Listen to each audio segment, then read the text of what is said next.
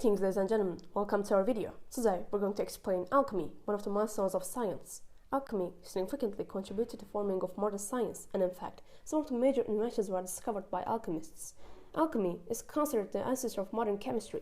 One major difference between alchemy and chemistry is what they aim for. Alchemy aims to achieve things that seem impossible now, such as immortality. On the other hand, chemistry aims to find scientific explanations of matters and their style of behaving. If you want to learn more about alchemy, then let us explain.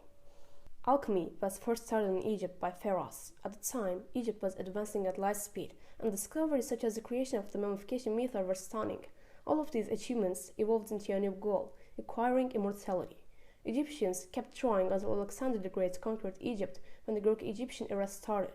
Egyptians actually expanded their cultural influence on Greece during the rule of the 36th dynasty of Egypt, when Greeks gained permission to trade in northern Egyptian ports. Some well-known scientists, such as Thales and Pythagoras, visited Egypt. Greeks had some specific ideas about science. Some of those are: 1.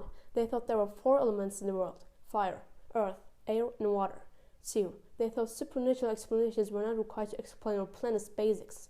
3. They found out the idea that humans evolved from other creatures. When Greeks took the control of Egypt, their scientific ideas merged with the Egyptian ones. Like other scientific fields, alchemy expanded significantly in this period.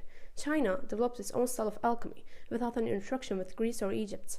Taoist monks wanted to discover the secret elixir to increase the amount of human life. Therefore, these monks developed new techniques and elixirs to increase human life.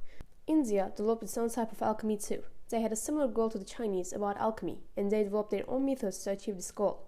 While trying to acquire their goals, Indians discovered steel and noticed the importance of the color of flame to identify the type of metal. After Arabs took over Egypt in the 7th century AD, Arabs developed their own type of alchemy. The most visible Arab alchemist was Muhammad ibn Zakaria al-Razi. He suggested that the study of philosophy could not be considered complete, and a learned man could not be called a philosopher until he had succeeded in producing the alchemical transmutation.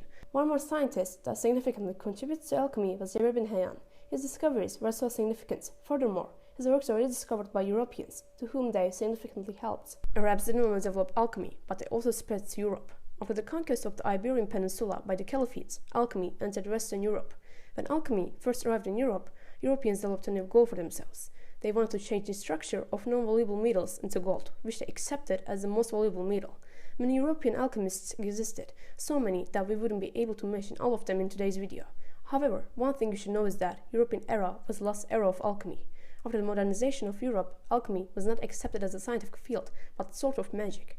Most scientists and historians thought like this until recent discoveries about alchemy and its contribution to modern chemistry.